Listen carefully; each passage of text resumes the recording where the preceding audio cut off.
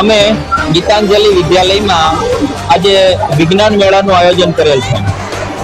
વિજ્ઞાન મેળામાં અમારા લગભગ 150 જેટલા પ્રયોગો વિદ્યાર્થીઓએ કરેલા છે, જેમાં 300 થી 400 વિદ્યાર્થીઓએ ભાગ લીધો છે।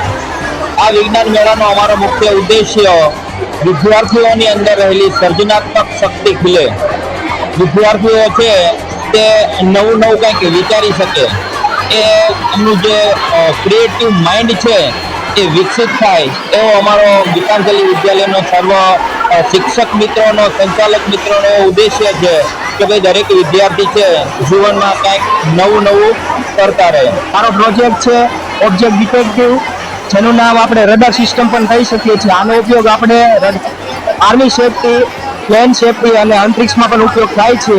અહીંયા ગીતાંજલિ વિદ્યાલયની અંદર 2 વર્ષની અંદર મારી દીકરી એક નહીં પણ ઘણા બધા વિદ્યાર્થીઓ એની અલગ પ્રવૃત્તિઓ અને અલગ કાર્યક્રમો વારંવાર ગોઠવવામાં આવે છે।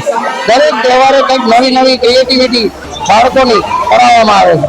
અત્યારે જે આયોજન કરવામાં આવેલું છે બરોબર, કે જે વિજ્ઞાન મેળો છે એ વિજ્ઞાન મેળો નથી, પણ બાળકોમાં રહેલી જે ક્ષમતા છે એને બહાર કાઢવા માટે જે શિક્ષકો, આચાર્યશ્રી અને અહીંના જે સ્ટાફ છે એને ખૂબ મહેનત કરી છે બરોબર।